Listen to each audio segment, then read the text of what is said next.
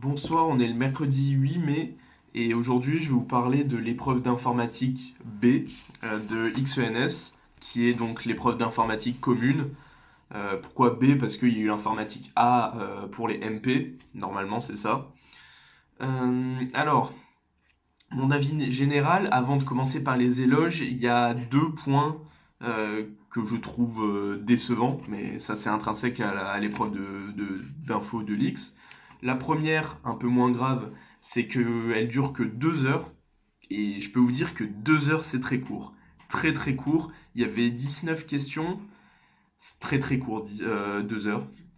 Et le deuxième point qui là est le plus pourri, c'est que bah, l'épreuve est corrigée que si on est admissible. Donc ça veut dire qu'elle compte au même titre qu'un oral. Donc je peux vous dire que bah, en vrai ça leur fait moins de travail, mais c'est un peu dommage parce que je sais pertinemment que je vais pas être admissible. En plus, au vu des épreuves que j'ai faites, il y a des épreuves qui sont pas franchement réussies, ce qui était attendu bien sûr.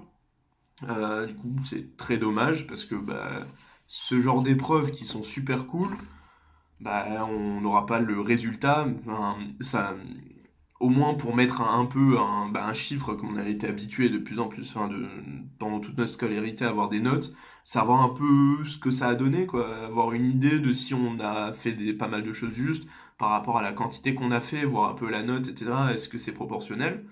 Ça aurait été très cool. C'est pour ça que j'ai gardé impérativement mes brouillons sur lesquels j'ai fait mes programmes. Parce que comme je sais que déjà ça va pas être corrigé, donc je pourrais même pas avoir une idée de ma note, voir si je me suis foiré, de me dire oula, mais alors où est-ce que j'ai fait faux, ou alors au contraire est-ce que j'ai fait tout juste, et en me disant ouais c'est bon, tout est bon. Du coup j'aurais absolument même pas cet indicateur-là, donc c'est pour ça que j'ai gardé pour pourquoi pas voir un peu avec d'autres potes qu'est-ce qu'ils ont fait. C'est ce que j'ai commencé un tout petit peu à faire sur une ou deux questions, mais c'était plus de l'oral, etc. Mais pourquoi pas après, même cet été, j'en sais rien, de voir un peu qu'est-ce qu'ils ont fait, voir par rapport à leurs résultats, si la note qu'ils ont eue et par rapport à ce que j'ai fait, voir si c'est des trucs cohérents, si même eux, s'ils regardent, disent ah non, mais là t'as fait, là ça veut rien dire ce que t'as fait, ça pourrait être cool. Ça, vous vous en foutez, mais moi je m'en occuperai. Alors, cette épreuve finit avec les points négatifs. Maintenant, il n'y a que des points positifs. Cette épreuve a été vraiment géniale. Bon, au niveau de la facilité, mais je pense que c'est à peu près ça. Je n'ai pas regardé beaucoup d'autres épreuves d'X d'info, mais dans l'ensemble, ça avait l'air assez abordable. En tout cas, pour l'informatique pour tous en Python. Mais là, le support, en fait, si vous voulez, tout simplement, on a créé un Tetris. Donc, là, déjà, ça dit, oh, ça attire l'œil. Un Tetris couleur, forcément. Et en fait, c'est découpé en 5 parties. Franchement, c'était super cool et très abordable, je pense. Euh, Parce que il y a vraiment quelque chose de concret, quoi. Et c'est pas dire, ouais, des ensembles de nombres, etc. Des fois, certains n'ont pas forcément d'affinité avec ce genre de choses. Et des fois, ça peut être un peu dur à représenter. Mais là, on avait une grille. Enfin, si. On peut dire que c'était un petit peu dur dans la représentation parce que, en fait, du coup, il y a une grille, le Tetris est une grille par exemple comme ça, où il y a les trucs qui tombent, et en fait, nous, on le représentait par une matrice, enfin, il disait pas le mot matrice, mais c'est une liste de listes, donc un peu comme quand on manipule des matrices, sauf que, ben, on n'a pas des trucs comme ça, on n'y a pas, enfin, c'est pas la même représentation, on n'a pas une liste, une grande liste comme ça, avec des petits trucs comme ça. Au contraire, c'est plutôt dans l'autre sens. C'est que si vous voulez, là vous avez les grilles, et là vous avez les représentations. Et si vous voulez, si vous faites comme ça sur sur la représentation qui est ici, vous avez la grille. Enfin, en gros, c'est ça. Enfin, il faut rentrer dedans pour un peu essayer, mais c'est pas compliqué. C'est juste le petit truc qu'il faut traîner un peu de partout quand on fait tous les déplacements, etc. Qu'il faut avoir bien en tête. Et j'espère que je me suis pas embrouillé. Normalement, non, mais j'espère pas. Et ça se peut très bien que j'ai fait une erreur de merde et en échangeant deux trucs dans des arguments, ça peut tout changer du coup.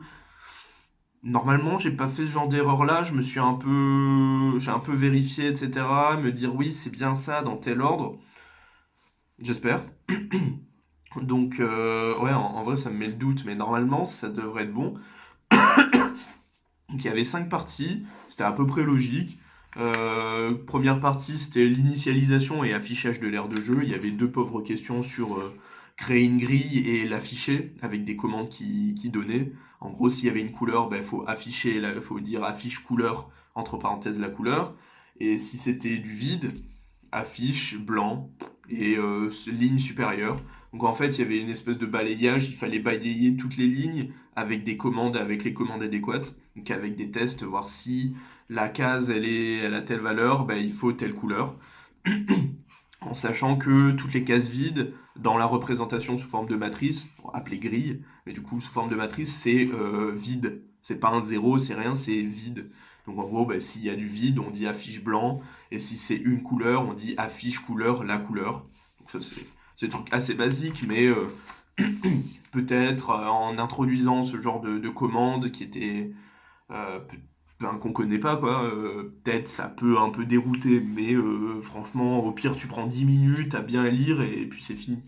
En sachant que vous imaginez bien que si on fait un espèce de petit programme qui fait des commandes, enfin des commandes des actions, il n'y a rien qui est retourné. Ça c'est normal parce que ils disent dans le flow d'introduction, ils disent que on va distinguer les fonctions et les procédures. En fait, les fonctions, ça renvoie à des valeurs. Donc là, ils disent des entiers, des listes, des couples, etc. Et les procédures, c'est pareil, mais sauf que ça renvoie à rien. Donc c'est plus pour des actions. Et là, ils le disaient bien, écrire une procédure, etc., qui permet d'afficher. En gros, c'était le petit truc, je pense, ça pouvait dérouter parce que si on lisait pas bien et qu'on disait ouais, mais au final, on renvoie à rien, c'est faux, etc. Je pense. Je sais pas du tout, mais je pense que c'est ça qui peut peut-être poser problème. Après, deuxième partie, où là qui était un peu plus longue, je pense que c'était la partie centrale du sujet, c'est la création et mouvement du barreau. Le barreau, c'est quoi? C'est la nouvelle pièce à chaque fois qui apparaît quand on joue au Tetris. Et en gros, au début, on voit, on fait une fonction, oui, une fonction pour voir si on peut placer, si en fait la partie continue, c'est-à-dire que s'il y a de la place en haut de la grille pour placer un barreau de taille K, voilà, ça, forcément c'est pour automatiser le tout. Donc ils prennent l'exemple de 3 barreaux, ils font plein de représentations comme ça, histoire de bien faire comprendre, parce que peut-être que s'il n'y avait pas ça, ça aurait été pas autant compréhensible, peut-être. Donc là, il y a apparaître en haut de la grille. Donc fallait penser, c'est en fin de liste, parce que les listes, en fait, si vous voulez, je vous ai pas exactement dit ça, mais enfin, j'ai essayé de vous expliquer au début, mais en gros, vous avez la grille comme ça. Et là, c'est là pour vous, là c'est à gauche. Euh, à gauche, en bas à gauche, c'est l'origine en fait de tous les trucs. Donc là, ça va de 0 à un certain nombre et de 0 à un certain nombre. Donc si on fait des choses là, il faut aller en fin de. Donc là, ici, c'est la hauteur. En fin de la hauteur, donc des listes qui correspondent, et de tester, etc., pour voir si tout est libre. En gros, c'est ça la difficulté, je pense. Et cette question, j'y ai passé pas mal de temps, mais parce qu'au début, j'avais fait un truc, puis après, je me dis, ah non, mais si on rajoute ça, c'est pas mieux, et puis si on fait une boucle while, ah non, une boucle for, c'est mieux. Je pense que j'ai dû me laisser aller dans mes réflexions, et ce qui fait que au milieu de cette question-là, il s'est passé 1 heure en fait. J'ai fait même pas 3 questions en 1 heure, et là, j'ai vu ma montre et j'ai fait, ah d'accord, je savais pas, j'ai pas du tout vu passer en fait la première heure. Ça, c'est un peu chiant. Après, je me suis un peu rattrapé, mais. Donc là, il y avait après les mouvements du barreau, la descente, donc pour tester de voir s'il peut descendre, de voir si la case du dessous est libre, etc. Pour y descendre jusqu'à ce qu'il n'y ait plus de cases. Après, pareil, mais pour les mouvements du barreau latéraux, vous savez qu'on peut le faire bouger comme ça. Quand il descend, on peut le faire bouger, droite à gauche. Donc pareil, si il est au bord, il peut bouger au bord droit, il peut bouger qu'à gauche. S'il est au bord gauche, il peut bouger qu'à droite. Bon, vous c'est inversé. Et s'il est au milieu, il peut bouger dans les deux sens. Et s'il n'y a pas bien évidemment de case, s'il n'y a pas de case occupée bien évidemment de l'un ou l'autre côté, ce qui était explicité avec des schémas, donc pareil, donc là fallait, je vous détaille pas, mais bon si vous voulez vous amuser à faire ça, voilà. Vous verrez le sujet quand il sortira. En vrai, c'est très très intéressant. Après, il y a une commande pour inverser toutes les cases. Donc, ce que vous savez, vous pouvez faire tourner le barreau quand vous le déplacez pendant qu'il tombe. Ben là, c'était juste simplement le faire permuter en fait tout. Donc là, il y avait un changement circulaire, enfin une permutation circulaire. Donc là, ça fait un peu comme un changement de variable. Enfin, quand on fait, on a ouais, pas exactement, mais en gros, il y avait un certain nombre de trucs, j'ai stocké une valeur, j'ai fait tac tac tac, j'ai tout remplacé, j'ai remis là où il fallait. Au début, je l'avais mal fait parce que ça écrasait en fait toutes les valeurs, et la façon dont je l'avais fait au début, ben, si on le mettait en marche, on aurait eu toutes les colonnes, enfin toutes les cases la même couleur, parce que je l'ai pas fait dans le bon sens en fait, mais du coup en le faisant dans l'autre sens, qui prend que des trucs qui sont pas encore écrasés, et que tu stockes la bonne valeur et qu'après tu la retranches dans là où ça a été écrasé, bah, après ça va. Voilà. Enfin, c'est pas très clair, mais je me comprends. Après, il y avait la fonction pour la commande, la descente rapide. En gros, ben, t'as un barreau, ben, du coup, ben, des fois tu peux le faire descendre rapidement. Donc là, en gros, c'est le faire descendre sur la dernière case non vide, qui peut être en bas ou en plein milieu du truc s'il y a des blocs entre-temps. Donc là, il y avait une contrainte, je crois, sur la complexité. Il disait une complexité en grand taux de K plus hauteur. K, c'était la taille du barreau plus hauteur et pas K fois hauteur. Parce que moi, le K fois hauteur, ça m'a fait penser à deux boucles imbriquées. Parce qu'on a une fois, enfin un certain nombre de fois, par exemple, K fois un truc. Et le tout fois hauteur, par exemple, ou le contraire, je sais plus. Donc là, c'était bien plus. Donc pour moi, c'était deux boucles différenciées. Et ce qui a été fait. Ça m'a pas trop posé de problème. Enfin, je l'ai vu directement quand ils m'ont dit ça. Je me dis, ouais, ça doit être ça. Avec mes vieux souvenirs de complexité de première année, parce qu'on en a presque pas fait cette année. Il y avait une question au début où il parlait de calculer la complexité. Voilà.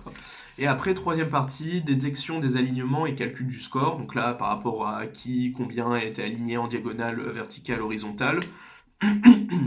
Une question où il te donnait une grille avec un barreau en haut et il fallait dire combien de points allait avoir la personne. Tout était expliqué au niveau du comptage de points. Donc ça, c'était étape par étape. C'était juste de la logique. Tu fais descendre, tu repères là où il y a des alignements. Ok, ça fait tant de points, tout est tassé, ça fait tant de points, etc. etc. J'ai trouvé 6 points pour la question 8, si des fois vous l'avez fait, si ça vous intéresse. Il ne devrait pas y avoir de difficulté, à moins que j'ai loupé à un moment une ligne, mais j'ai bien tout vérifié. Même si je l'ai fait rapidement, mais je l'ai tout vérifié. Après, il y a une question sur, là du coup, là on mettait en place les détections des alignements pour le score. On fait d'abord sur une rangée comme ça ou comme ça, où on détecte le score qui est fait par rapport au nombre d'alignements et qui renvoie une matrice remplie de booléens, donc true et false, donc vrai et faux. Euh, Selon si tel bloc est impliqué dans un alignement, donc, et qui va générer des points dans le score. Donc voilà. Et donc ça, c'est une fonction qui est censée renvoyer ces deux trucs. Je trouve que c'est une des plus intéressantes de questions. Enfin, moi elle m'a bien intéressé, parce qu'elle n'est pas évidente, je pense. Enfin, pour moi, elle n'était pas évidente. Mais du coup, après, j'ai fait les trucs, et puis j'ai rajouté ce qu'il fallait, et puis voilà. Et je me suis à peu près arrêté à là. Après, j'imagine, ouais, la question d'après, c'était le score, mais pour toute une grille. Enfin, non, pas totalement. C'était une grille plus des déplacements, et je pense après, ouais, ouais, pour compter les points avec le nombre par rapport au nombre de cases qui étaient impliquées. J'ai pas trop lu. Après, il y avait effacer, la fonction efface alignement. Donc, j'imagine qu'il doit renvoyer le score et du coup, peut-être enlever les blocs qui étaient impliqués dans un alignement. Ouais, oui, c'est vu le nom, oui, c'est ça. Et puis après, tasse grille. Question 12 pour du coup, bah, j'imagine tasser, donc tout faire descendre quand il y a des trucs de libre.